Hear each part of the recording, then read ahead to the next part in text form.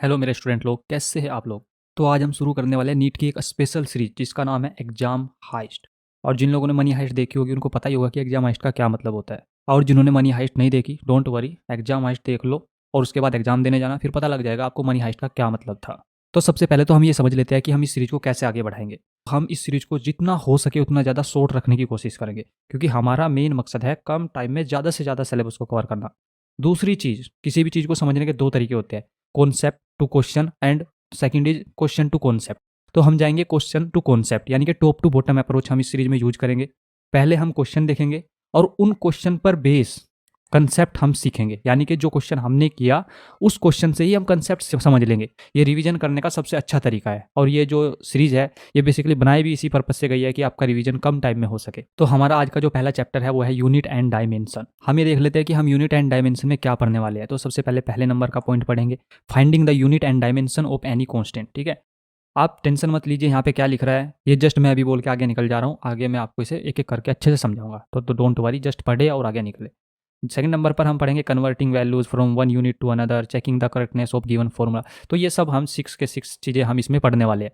Important इस series में क्या है, इंपॉर्टेंट ये है कि इस सीरीज को बनाने से पहले, लाइक सपोज मुझे यूनिट एंड डायमेंशन बनाना था, तो उससे पहले मैंने लास्ट 10 ईयर के नीट के क्वेश्चन को अच्छे से स्टडी किया, अच्छे से एनालाइज किया। मैंने खुद से भी एनालाइज किया और एआई का हेल्प लेके भी एनालाइज किया, और ये देखा कि नीट सबसे ज़्यादा क्वेश्चन कहाँ से पूछ रहा है। ठीक है, और जिस टॉपिक से सबसे ज़्यादा नीट क्वेश्चन पूछ रहा है उस टॉपिक को मैंने ज़्यादा से ज़्यादा कवर करने की कोशिश की, और जिस टॉपिक से कम क्वेश्चन पूछ रहा है उसको जस्ट कवर किया। ठीक है, उसको जस्ट कवर किया और छोड़ दिया। तो जैसे मैं आपको एग्जांपल दूं, जैसे मैंने देखा कि जो ये थर्ड नंबर का क्वेश्चन है, ये थर्ड नंबर का जो है, ये नीट इसको बहुत कम पूछ रहा है, तो मैंने इस पर बेस केवल एक क्वेश्चन आपको प्रैक्टिस कराया। वो इसलिए कि अगर गलती से आ जाए तो आप उसे करो, कर दे, भूले नहीं। ठीक है, इस वाले पे सबसे ज़्यादा क्वेश्चन आते हैं 5 नंबर और 4 नंबर पे, तो इस पे आपको बहुत भर भर के प्रैक्टिस मिलने वाली है इस सीरीज में। ठीक है, तो चलिए इस सीरीज को शुरू करते हैं। तो पहले क्वेश्चन में पूछा क्या है और बताया क्या है वो देख लेते हैं। तो पूछा ये है कि डायमेंशन बतानी है किसी कांस्टेंट की, कौन से कांस्टेंट की वो भी देख लेते हैं। तो बोला है कि अगर एफ जो फोर्स है वो डायरेक्टली प्रोपोर्शनल है वेलोसिटी के, तो एफ इक्वल टू के वी होगा। हम जब प्रोपोर्शनल हटाते हैं तो उसकी जगह पे कांस्टेंट लगाते हैं, ये अपना रूल है, हमेशा ऐसे करते हैं। यहाँ पे पूछा है कि के की यूनिट क्या होगी। ओके, बहुत आसान क्वेश्चन है यार, एफ अपॉन वी हो जाएगा के। एफ की यूनिट क्या होती है, केजी। ये समझ आया कि ये सब मैंने कैसे लिखा। देखो एफ इक्वल टू होता है एम में, तो जो एम है यानी कि मास है उसकी तो केजी हो गई, एक्सेलरेशन की मीटर पर सेकंड स्क्वायर हो गई, ऐसी वेलोसिटी की होती है मीटर पर सेकंड। तो यहाँ से ये सोल्व करके आ जाता है केजी, मीटर से मीटर उड़ जाएगा, ये ऊपर जाएगा, सोल्व करेंगे, काटापिटी करेंगे तो ये वाला आएगा। ओके, आएगा कि नहीं आएगा। लेकिन हम यहाँ तक चैन लेने वाले नहीं है, क्वेश्चन में सिर्फ यूनिट पूछा है लेकिन हम यूनिट पे चैन नहीं लेंगे, क्योंकि हमको पता है कि अगली बार इसकी डायमेंशन भी पूछी जा सकती है। तो केजी की डायमेंशन मास की एम होगी, सेकंड इनवर्स की टी इनवर्स होगी। बोलो समझ आया। दूसरा question, the unit of thermal conductivity is. देखिए इस टाइप के क्वेश्चन को करने के लिए आपको इससे रिलेटेड एटलीस्ट वन फॉर्मूला याद होना चाहिए, और अब तो नीट नज़दीक है तो मैं उम्मीद करता हूँ कि आपको इससे रिलेटेड एक फॉर्मूला तो याद होगा ही होगा। मुझे तो याद है कि D Q by D T होता है, rate of flow of heat होता है, के ए डेल्टा टी टेम्परेचर है अपॉन लेंथ है। ठीक है, तो ये होता है, मुझे याद है। तो मेरे को क्या करना है, यहाँ पे के का क्या निकालना है, यूनिट निकालना है के का, के ही थर्मल कंडक्टिविटी है। तो D Q by D T की क्या होती है, वाट, क्योंकि क्या है एक तरीके से पावर ही है, transfer of energy per unit time, यही तो है। तो इसकी होती है वाट। क्या मैं इसको थोड़ा सजा के लिखूं, चलो एक स्टेप और बढ़ा लेते हैं, D Q by D T into L upon, upon में क्या ए और टी जाएगा ना, ए और delta T. D Q by D T का क्या होता है, वाट, इंटू लेंथ का होता है मीटर, अपॉन में ए का क्या होता है, metre square, into delta T का क्या होता है, केल्विन।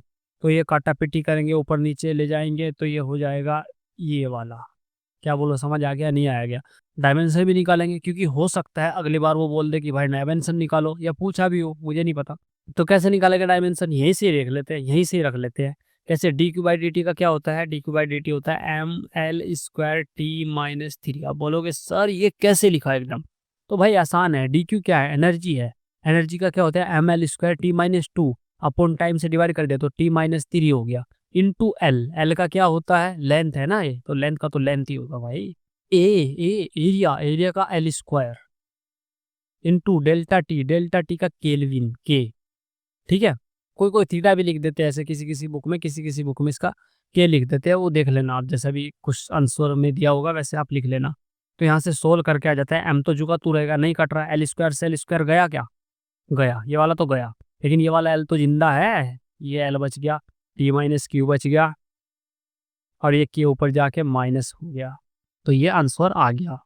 अब देख लेते हैं इस वाले क्वेश्चन को, इसमें क्या पूछा है, unit of permittivity of free space. जैसा कि मैंने आपको पहले बताया था, आपको एटलीस्ट वन फॉर्मूला तो याद होना चाहिए, और एक सदाबहार फॉर्मूला होता है, F equal to 1/4 pi epsilon nought Q square upon R square. बोलो याद है कि नहीं है? अरे भाई इलेक्ट्रोस्टेट पढ़ा होगा, सबसे पहला फॉर्मूला यही लिखा जाता है। ठीक है, दो चार्ज के बीच लगने वाला फोर्स है। ठीक है, क्या है, दो चार्ज के बीच लगने वाला फोर्स। मैं आपके फॉर्मूले भी रिवाइज करवाता चलता हूँ। तो यहाँ से मुझे निकालनी है एप्सिलॉन नोड की यूनिट। सिंपल यार, एप्सिलॉन नोड हो जाएगा Q square upon F R square, यही तो है। 4 पाई मैंने हटा दिया क्योंकि वैसे भी यूनिट में वो किसी काम का नहीं है, तो मैंने उसको हटा दिया। तो ऊपर आ गया कूलम स्क्वायर, नीचे आ गया फोर्स का न्यूटन, न्यूटन को मैं एन इंटू मीटर स्क्वायर। क्या यही है, क्या है सी में, बिल्कुल यही है, हो गया। अब सिंपली इसका फिर वही डायमेंशन भी निकाल लेते हैं, अगली बार पूछ सकता है डायमेंशन। तो कूलम क्या होता है, ये होता है Q equal to I T, अपन को पता है Q इक्वल टू होता है आई टी, और आई का एम्पियर होता है, टी का टी होता है। ठीक है, तो ए टी होता है, तो ए टी का स्क्वायर यानी कि ए स्क्वायर टी स्क्वायर हो गया। एफ का होता है M L T minus two. ठीक है, और आर का क्या होता है, आर क्या है, लेंथ ही तो है, तो एल स्क्वायर। तो इसको सोल्व कर लेना, जो भी कुछ आएगा वो आपका आंसर होगा। मैं सोल्व कर ही देता हूँ। m-1 ऊपर जाएगा, m-1 हो जाएगा, l एक ये रहा, दो ये रहा, तो l की -3 क्योंकि ऊपर जाके माइनस होएगा। ठीक है, t दो नीचे है माइनस का, और प्लस का दो ऊपर है, यानी कि ऊपर का प्लस का 4 हो जाएगा यार। ए स्क्वायर एम जुकातू, ये रहा आपका आंसर। और ये रहा चौथा सवाल आपकी कंप्यूटर स्क्रीन पर, सोल्व कीजिए। ये आसान सवाल है कि half epsilon nought E square की डायमेंशन हमें बतानी है, क्या होगी। ई क्या दिया है, इलेक्ट्रिक फील्ड। इलेक्ट्रिक फील्ड जो होता है वो होता है एफ अपॉन क्यू। ठीक है, ये मैं आपको हिंट दे देता हूँ। और एप्सिलॉन नॉट का हमने जस्ट अभी अभी तो निकाला है, जस्ट अभी अभी। तो क्या निकाला है, क्या आया था एप्सिलॉन नॉट का, हाफ को तो यार इग्नोर करो ना, हाफ की कोई यूनिट डायमेंशन नहीं होती है, तो हाफ को इग्नोर मारो। तो एप्सिलॉन नॉट की रखो और स्क्वायर का रखो। एप्सिलॉन नॉट का मैंने अभी कैलकुलेट किया था, क्या कैलकुलेट किया था, dimension m-1 l-3 t4 a square. किसका आ गया है, एप्सिलॉन नॉट का मैंने लिख लिया, एफ अपॉन क्यू। एफ का क्या होता है, m-l-t-2 का होल स्क्वायर। क्यों, क्योंकि स्क्वायर है ना भाई। क्यू का आई टी, आई का क्या होता है एम्पियर, टी का टी का स्क्वायर।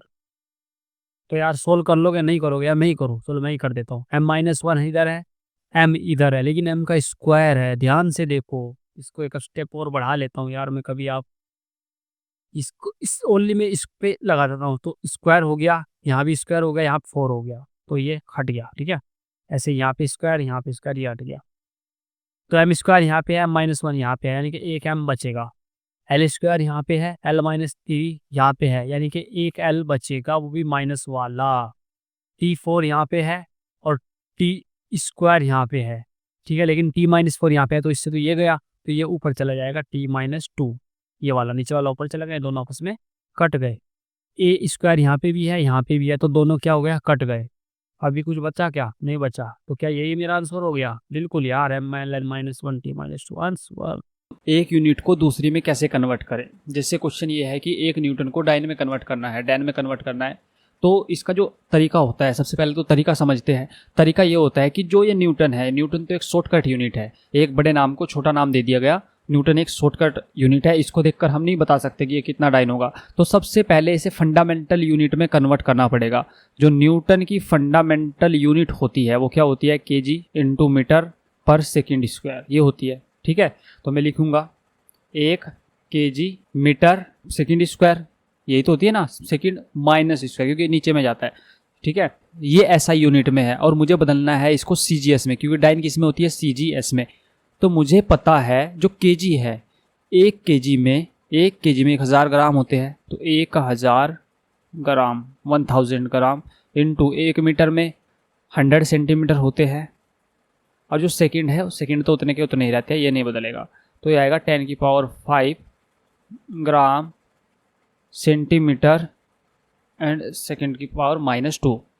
तो जो ये वाली यूनिट आई है, इसको शॉर्टकट में इसका नाम होता है डैन, को डाइन डैन कुछ भी बोल दो, और इसका नाम होता है न्यूटन। तो जो आता है, या जाता है 1 न्यूटन इक्वल टू 10⁵ डैन। तो जो 1 न्यूटन होता है वो इतना बड़ा फोर्स होता है। एक चीज़ देखे कि जो यूनिट होती है, हमने एक फॉर्मूला पढ़ा था कि N1U1 इक्वल टू N2U2। चाहे तो हम इस फॉर्मूले का यूज करके भी हम इसको बदल सकते हैं, बट ये बच्चों की चीज़ है। जब हम कोई काम को डायरेक्टली कर ले रहे हैं तो हमें फॉर्मूला लगाने की ज़रूरत क्यों है? तो इसलिए हमने फॉर्मूला का यूज़ नहीं किया और डायरेक्टली ही कर लिया, और हो भी गया आसानी से, क्वेश्चन हमारा हो भी गया। तो जो ये लिखा है ये पूरा, और ये जो पूरा लिखा तो सेम ही है, बस हमें यहाँ से एक चीज़ पता लगती है कि अगर यूनिट बड़ी है, जैसे यूनिट बड़ी है तो उसका जो नंबर होगा वो छोटा होगा, और अगर यूनिट छोटी है तो उसका जो नंबर होगा वो बड़ा होगा। जैसे 1 केजी इक्वल टू कितना होता है? 1000 ग्राम, यही होता है ना, क्योंकि जो ये ग्राम है ये यूनिट छोटी है तो इसका नंबर बड़ा होगा, और जो केजी है यूनिट बड़ी है तो इसका नंबर छोटा होगा। अब सेकेंड क्वेश्चन ये है कि अगर CGS में डेंसिटी है वो है 4 ग्राम सेंटीमीटर क्यूब, ठीक है, CGS में ये है, तो एक ऐसी यूनिट में मेरे को डेंसिटी बतानी है जिसमें लेंथ की जो यूनिट है वो 10 सेंटीमीटर है और मास की जो यूनिट है वो 100 ग्राम है। देखो क्या मस्त सवाल है, बहुत अच्छा क्वेश्चन है और प्रीवियस ईयर का ही क्वेश्चन है। तो 100 जो ग्राम है वो क्या है? 1 यूनिट है, ठीक है, किसी भी कोई भी मेजरमेंट है उसका 1 यूनिट है। तो 1 ग्राम कितना होगा? 1/100 यूनिट, इतना ही होगा ना 1 ग्राम। सिमिलरली 1 सेंटीमीटर कितना होगा? 1/10 यूनिट, यही होगा, क्योंकि 10 सेंटीमीटर क्या है? 1 यूनिट है। तो कुछ नहीं, बस वैल्यू पुट करना है, आंसर आ जाएगा। 4 इंटू 1 ग्राम है यहाँ पे लिखा हुआ, तो 1 ग्राम कितना है? 1/100, ठीक है, इसका कुछ ना कुछ यूनिट होगा। मैं उसको यहाँ पे लिख सकता हूँ, बट बिकॉज ज़रूरत नहीं है, क्योंकि यहाँ पे केवल हमें नंबर दिए है, यूनिट नहीं पूछा है। अपॉन सेंटीमीटर क्यूब, 1/10 का क्यूब, तो इसको सोल्व करके आ जाता है 40, ठीक है। इसमें क्या बोला है? If the unit of mass is A kg, the unit of length B metre and the unit of time is Y second. यानी कि जो A kg है वो 1 यूनिट के बराबर है, ठीक है। तो 1 kg कितने यूनिट के बराबर होगा? 1/A यूनिट के। प्रीवियस ईयर क्वेश्चन है, बहुत अच्छा। सिमिलरली 1 मीटर कितने के बराबर होगा? 1/B यूनिट के। Unit of time is Y second unit, तो 1 सेकेंड कितने के बराबर होगा? 1/Y यूनिट के। कुछ नहीं करना, अब इसमें रखो और आंसर आ जाएगा। कैसे?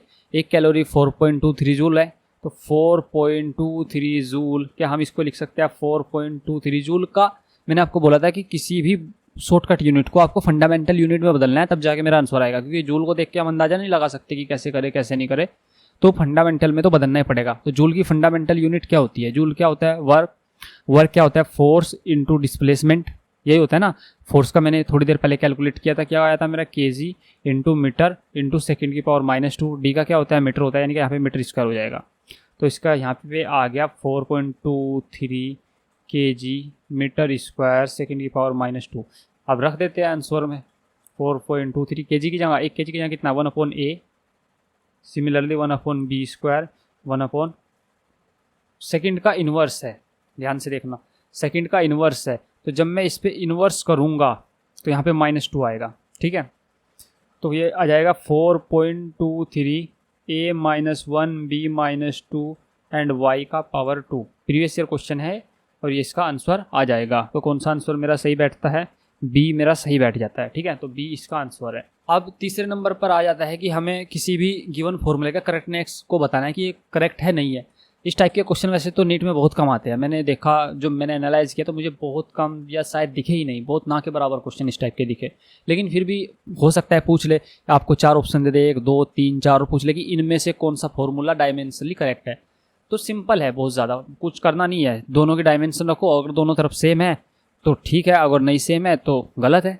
तो एस डिस्टेंस होता है, तो डिस्टेंस का क्या होता है? L इक्वल टू यू क्या है? यू स्पीड है, वेलोसिटी है, LT -1 यू का होता है, LT -1 T का टाइम, ठीक है, डब्बे में पैक कर देता हूँ इनको मैं।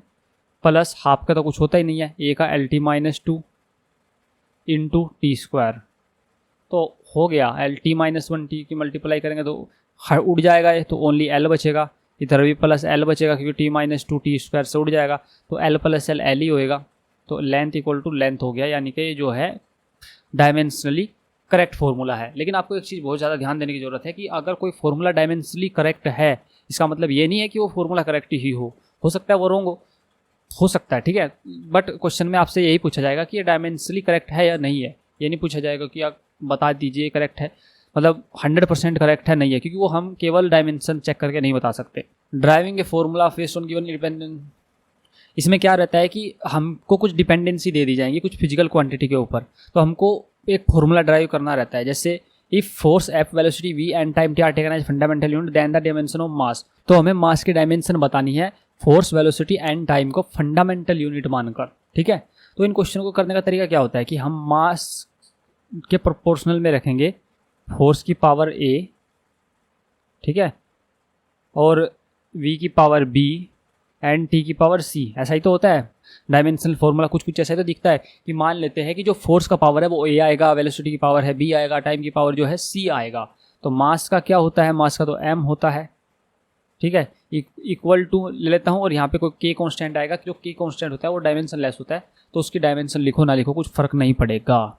M L T minus two, ये किसका होएगा, फोर्स का की पावर ए, सिमिलरली वी का एल टी माइनस वन की पावर बी, सिमिलरली टी की पावर सी। तो हम थोड़ा सा सोल्व करेंगे, पहले इसे सिंप्लीफाई करेंगे। m इधर ही है और कहीं पे m नहीं दिखता, तो m की पावर a, l की पावर a इधर है, b इधर है, ठीक है, l की power a plus b, t की पावर माइनस टू ए इधर है, माइनस b इधर है, माइनस टू ए माइनस बी प्लस सी। तो यहाँ से मुझे पता लगा a इक्वल टू आ गया 1, क्योंकि जब इसका कंपैरिजन करूँगा तो a इक्वल टू क्या आया 1, a plus B equal to 0, a plus B equal to 0, क्योंकि इधर क्या है l है ही नहीं, तो यानी कि उसकी पावर 0 रही होगी। तो b इक्वल टू कितना आ गया -1, क्योंकि जब a 1 रखूँगा तो b equal to -1। Similarly -2a minus B plus C equal to 0, a की वैल्यू 1 पुट करूँगा, b की वैल्यू -1 पुट करूँगा, तो -2 minus minus plus 1 plus C equal to 0, तो सी की वैल्यू यहाँ से 1 आ गई। तो बस कुछ नहीं करना, वैल्यू पुट कर दीजिए। एफ के ऊपर कितना रखना है, 1 रखना है, यानी कि एफ सेम हो जाएगा। बी के ऊपर वी के ऊपर -1 रखना है, वी के ऊपर -1, टी के ऊपर 1, तो ये आ जाएगा आंसर, ठीक है। तो एम का जो कुछ है वो इस तरीके से आंसर होगा कि एम की जो डायमेंशन है वो ऐसी होंगी, तो इसका आंसर है डी।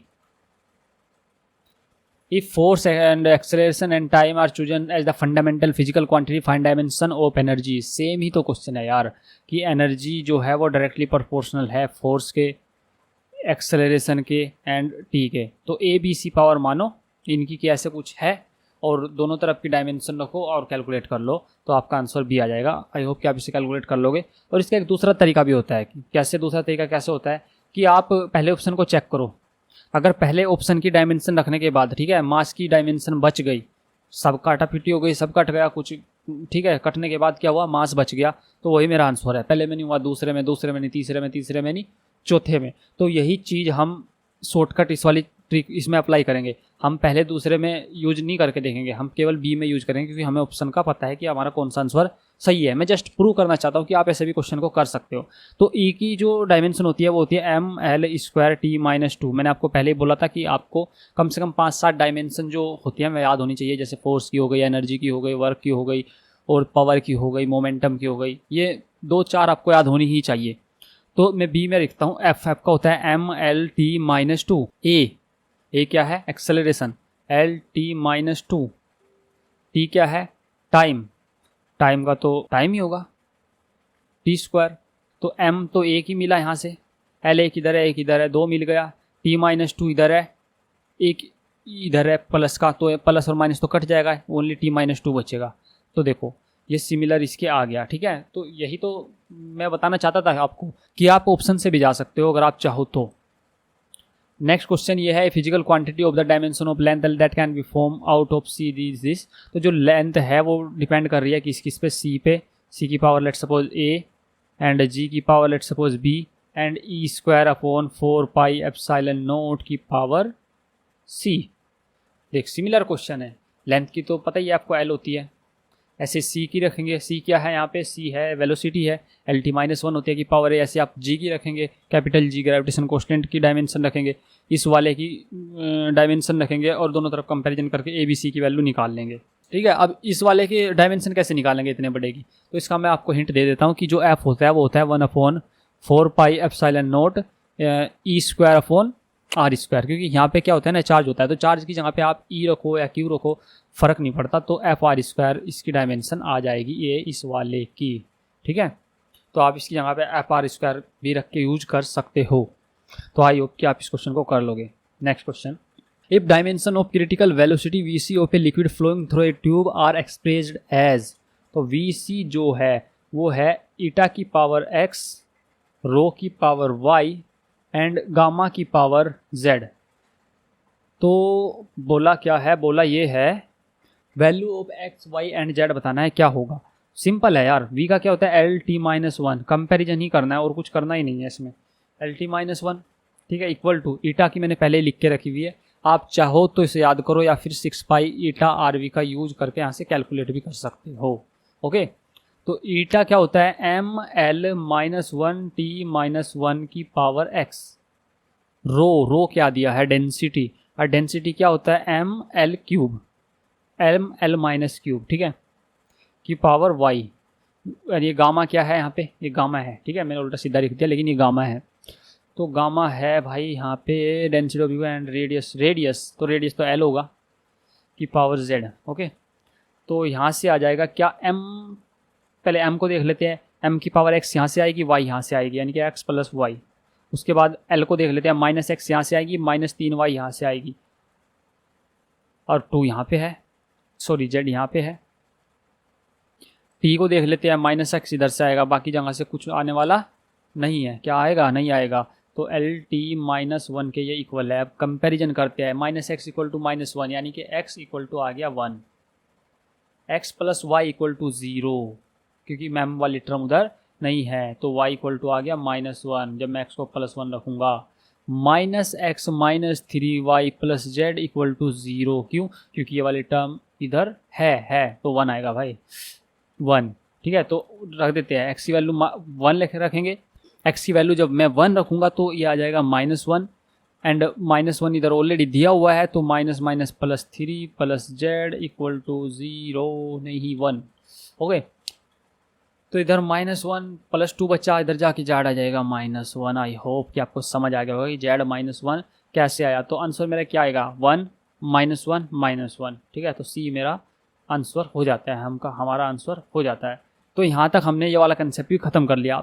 जो मोस्ट इंपॉर्टेंट कॉन्सेप्ट है वो है कि एक इक्वेशन में किसी भी कांस्टेंट की डायमेंशनल फॉर्मूले को कैलकुलेट करना, ये सबसे ज़्यादा इंपॉर्टेंट है। बस इसके लिए आपको थोड़ी सी चीज़ समझने की ज़रूरत है कि अगर दो फिजिकल क्वांटिटी जुड़ेंगी या फिर घटेंगी तो इन दोनों का जो डायमेंशनल फॉर्मूला होगा वो सेम होगा। क्या होगा, सेम होगा। और ये जिसके इक्वल होगी उसका भी सेम होगा, यानी कि ए का बी के इक्वल होगा, बी का ए के इक्वल होगा, और ए का सी के इक्वल भी होगा, और बी का सी के इक्वल भी होगा। ठीक है, क्यों ऐसा क्यों होता है, क्योंकि मास में मास जुड़ सकता है, मास में लेंथ नहीं जुड़ सकती। तो ए और अगर बी जुड़ रहे हैं तो दोनों का डायमेंशनल फॉर्मूला जो है वो सेम होना चाहिए। और जब दो मास जुड़ेंगे तो ऑब्वियस सी बात है, हमें जुड़ के मास ही देंगे, तो ए का जो डायमेंशनल फॉर्मूला है वो सी के इक्वल होना चाहिए। बस इतने ही बात थी, हमारा सवाल हो गया। अगर इक्वेशन ऐसे लिखी हुई है तो जो फोर्स है उसकी डायमेंशन अल्फा टी स्क्वायर के इक्वल होनी चाहिए, और उसकी ही डायमेंशन बीटा टी की भी इक्वल होनी चाहिए, और इन दोनों की आपस में भी इक्वल होनी चाहिए। ठीक है, तो अल्फा टी स्क्वायर की जो डायमेंशन है वो बीटा टी के इक्वल होनी चाहिए। ठीक है, तो इसका मतलब अल्फा अपॉन बीटा की जो डायमेंशन है, अल्फा अपॉन बीटा जो होएगा वो 1/t आ गया। अब इसमें पूछा गया है कि इनमें से कौन सी क्वांटिटी जो है वो डायमेंशनलेस है, मतलब कौन सा जो फैक्टर है वो डायमेंशनलेस बनेगा। तो डायमेंशनलेस कब बनेगा, जब इधर क्या हो जाए, इधर हो जाए कांस्टेंट। कांस्टेंट कब होगा, अगर मैं ऊपर टी से मल्टीप्लाई कर दूं दोनों साइड, तो इधर भी टी से मल्टीप्लाई करी, इधर भी टी से मल्टीप्लाई, इधर ये कट के क्या आ गया 1। तो अल्फा टी अपॉन बीटा क्या है, डायमेंशनल लेस। तो B is the answer. Second method इस क्वेश्चन को करने का यह है कि आप अल्फा की और बीटा की सेपरेटली डायमेंशन कैलकुलेट कर लीजिए। ठीक है, जैसे अल्फा टी स्क्वायर वो इक्वल टू एफ, तो टी की डायमेंशन रखो, एफ की डायमेंशन रखो, यहाँ से अल्फा की आ जाएगी, beta T equal to F, यहाँ पे टी की रखो, एफ की रखो, बीटा की डायमेंशन आ जाएगी। और फिर इनका कोई भी एक ऐसा कॉम्बिनेशन बिठाओ जिससे कि डायमेंशन लेस हो जाए, वो फैक्टर पूरा का पूरा एक्सप्रेशन डायमेंशन लेस हो जाए। तो जब आप बिठाने की कोशिश करोगे तो आपको ऐसा कुछ मिलेगा, ठीक है, यही मिलेगा। नेक्स्ट क्वेश्चन ये है कि ये इक्वेशन दी हुई है, उसमें ए बी और सी की डायमेंशन मुझे निकालनी है। तो मैंने जैसे कि आपको बताया, अगर दो फिजिकल क्वांटिटी जुड़ेंगी तो उनकी डायमेंशन क्या होनी चाहिए, सेम होनी चाहिए। बिकॉज हमारे क्वेश्चन में टी और सी जुड़ रहा है, तो जो सी की डायमेंशन है वो टाइम के इक्वल होगी। अरे बोलो यार, होगी कि नहीं होगी? होगी, बिल्कुल पक्का होगी। और अल्फा टी की जो डायमेंशन है, अल्फा है या ए है, चलो ए ही है, उसका वी के इक्वल होगी। बोलो यार, होगी कि नहीं होगी? तो इसका मतलब ये है कि जो ए की डायमेंशन है वो वी अपॉन टी होगी, और वी की क्या होती है, L T minus one R upon T, तो एल टी माइनस टू, तो ये हो गया ए की, ठीक है। सिमिलरली जो b अपॉन टी प्लस सी है, इसकी डायमेंशन भी v के इक्वल होगी। b अपॉन टी प्लस सी की डायमेंशन भी v के इक्वल होगी। और t प्लस सी की तो हमने अभी कैलकुलेट की ना, क्या t, क्योंकि c की भी t है और टाइम की तो t होती है। और जो मास और मास जुड़ के मास ही बनाएगा ना, तो इसकी पूरे की भी t होगी, क्योंकि टाइम और टाइम जुड़ के टाइम ही बनाएगा, तो पूरे की भी t होगी। तो b upon T equal to L T minus one, तो ये पूरा इधर जाएगा, तो b की आ जाएगी l। आई होप कि आपको इतनी कैलकुलेशन आती हो। अब देख लीजिए मेरा कौन सा ऑप्शन सही बैठता है, L T minus to, L और t, तो b is the correct answer. The time depends of a physical quantity p is given by this, तो ऐसा कुछ दिया हुआ है। तो इसमें आपको समझने की ज़रूरत यह है कि एक्सपोनेंशियल के अंदर जो भी यहाँ पे लिखा रहता है उसकी जो डायमेंशन होती है वो जीरो होती है, यानी कि वो डायमेंशन लेस होता है, वो एक कांस्टेंट लिखा होता है। सिमिलरली साइन जो ट्रिग्नोमेट्री फंक्शन होता है उसके इसके अंदर जो यहाँ पे लिखा रहता है इसकी डायमेंशन भी जीरो होती है, यानी कि कांस्टेंट होता है इसके अंदर भी, ठीक है। तो minus alpha T square equal to one होगा, क्योंकि वन क्या है, कांस्टेंट है, डायमेंशन जीरो है ना, किसी भी मतलब डायमेंशन पावर जो है जीरो है सबकी, तो वन आ जाएगा। तो minus alpha equal to one upon T square जो आता है टी की पावर माइनस दो, क्योंकि टी का रखूंगा मैं, टी स्क्वायर जाएगा ऊपर टी की पावर माइनस दो। अल्फा को आप इग्नोर करो, क्योंकि प्लस माइनस से हमें टेंशन नहीं है, हम प्लस माइनस की कोई डायमेंशन नहीं होती, जैसे कांस्टेंट की नहीं होती ऐसे प्लस माइनस की कोई डायमेंशन नहीं होती। तो टी माइनस टू इसका आंसर आ जाएगा बी। नेक्स्ट सवाल, ये सवाल जो है ना, ये एक बेशरम क्वेश्चन है। कैसा क्वेश्चन है? बेशरम।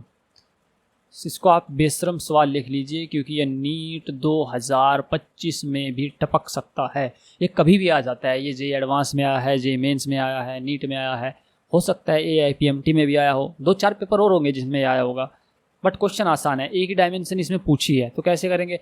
P equal to A upon V square होगा। बोलो होगा कि नहीं होगा भाई? अगर दो P और ए अपॉन वी स्क्वायर जुड़ रहा है तो इनकी डायमेंशन इक्वल होनी चाहिए, नहीं होनी चाहिए? P की डायमेंशन लिखो, ए वी की डायमेंशन लिखो, वी वॉल्यूम है, और ए की डायमेंशन कैलकुलेट कर लो, यानी कि P V square equal to A. तो यहाँ से आई होप कि आप ए की डायमेंशन कैलकुलेट कर लोगे। तो अब थोड़े से मिससेलियस क्वेश्चन प्रैक्टिस कर लेते हैं। डायमेंशन ऑफ RC पूछा है, क्या होगा? बोलो यार, कैसे करेंगे? तो आपको ऐसे क्वेश्चन करने के लिए मैंने पहले भी आपको बताया था कि आपको थोड़े बहुत रिलेटेड फॉर्मूले तो याद होने चाहिए, क्योंकि अगर आपको कुछ रिलेटेड फॉर्मूला पता ही नहीं, आप इसको देख के बिल्कुल ही शौक हो जाओ कि RC क्या लिखा है, तो मुझे नहीं लगता आप इस क्वेश्चन को तोड़ पाओगे। आपको एटलीस्ट कुछ तो पता होना चाहिए। हमें पता है Q इक्वल टू CV होता है जब हम कैपेसिटर पढ़ते हैं, तो जो C होगा वो होगा Q अपॉन V, ठीक है। V इक्वल टू IR होता है, क्या होता है? V इक्वल टू IR, तो R इक्वल टू हो जाएगा V अपॉन I। तो अब मैं इन दोनों की मल्टीप्लाई कर देता हूँ RC में रख के, तो V upon I equal Guna multiply Q upon V, इससे ये गया Q इक्वल टू IT होता है कि नहीं होता है? तो Q की जगह मैं क्या लिख सकता हूँ? IT। इसको मैं यहाँ पे लेके जाता हूँ, नीचे वाली लाइन में लिख लेता हूँ। तो Q को मैं क्या लिखूँगा? IT, और नीचे क्या बचा है मेरा I। आप देखो ध्यान से, I भी उड़ गया, क्या बचा? ओनली T, टाइम ही तो बचा, ले इसके टाइम की डायमेंशन टाइम है, यानी कि इसका आंसर T आ गया, टाइम। खत्म सवाल। Plane angle and solid angle have units but no dimension, ये फैक्ट है, ठीक है। जो प्लेन एंगल होता है रेडियन उसकी यूनिट होती है बट डायमेंशन नहीं होती, और जो सॉलिड एंगल होता है स्टेरेडियन उसकी यूनिट होती है बट डायमेंशन नहीं होती। अगर आप डेफिनेशन देखेंगे तो आपको पता लग जाएगा कि ऐसा क्यों होता है, ठीक है। The pair of quantities having same dimensions is.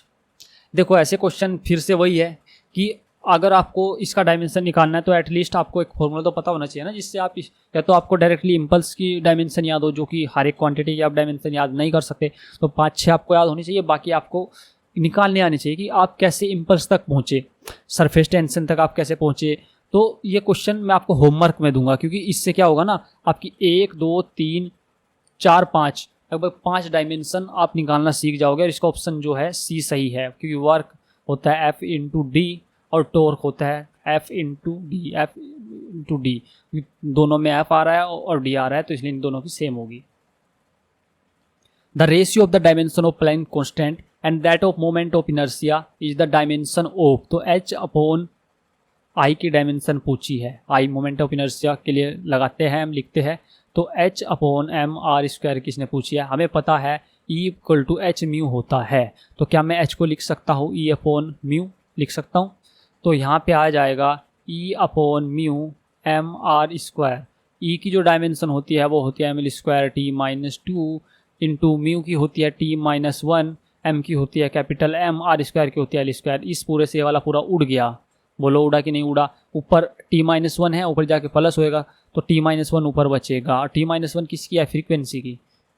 t-1 किसकी डायमेंशन है, फ्रीक्वेंसी की, तो आंसर क्या आना चाहिए, फ्रीक्वेंसी बी। तो आई होप कि आपको ये सीरीज़ पसंद आई होगी, और ये पूरा डायमेंशन का चैप्टर हमारा खत्म हो गया। इसके बाद आपको क्या करना है, आपको ढेर सारे क्वेश्चन की प्रैक्टिस करनी है, बहुत सारे क्वेश्चन प्रैक्टिस आपको करने हैं, जितने हो सके आप करिए। और ये जो PDF है ये पूरी मैं आपके साथ शेयर कर दूंगा, जिसमें मैंने बहुत सारे क्वेश्चन अलग अलग टाइप के प्रैक्टिस कराए हैं। ठीक है, तो प्लीज़ इस चैनल को सब्सक्राइब कीजिए और वीडियो को लाइक कीजिए। मिलते हैं अगले वीडियो में।